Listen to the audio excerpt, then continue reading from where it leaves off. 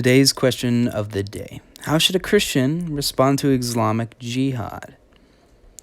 This was written by Nabeel Qureshi. I'm sorry if I pronounced the name wrong. It is Nabeel space Qureshi, if you're wondering and wanting to find out more about her. Now, she was is a Muslim convert to Christianity, and she wrote about Islamic Jihad and 9/11 and stuff like that. So I thought it was really interesting, and I thought y'all guys should hear it. I will never forget how I felt on September 11th, 2001.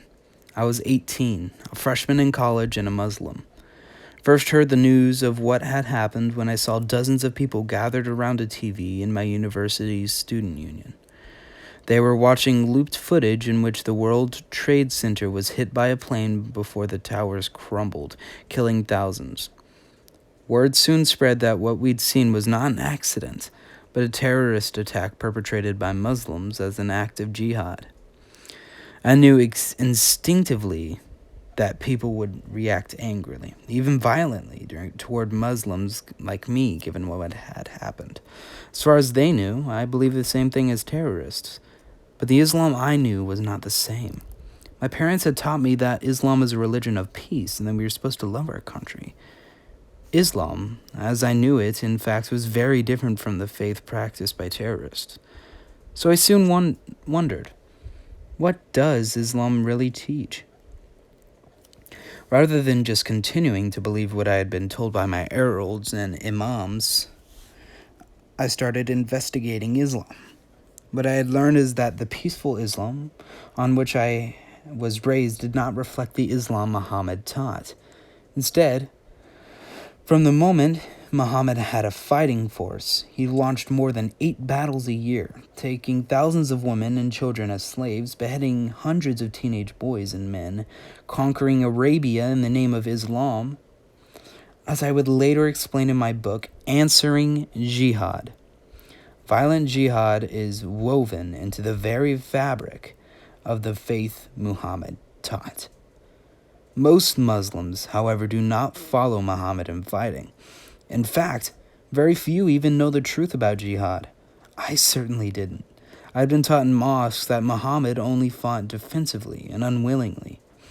Only later did I discover that Muhammad's love for jihad. It is critical to understand that Muslims do not all believe the same thing. Muslims are people, individuals who all understand their religion in different ways, just as Christians hold different views. Today I am Christian, and I follow the commands of Jesus. His teachings are not normal. They are otherworldly, almost unbelievable. Jesus tells us to pray for those who persecute us, to put away our swords, and to love our enemies. He asks us to take radical steps like these because all people are created in the image of God, and that includes Muslims.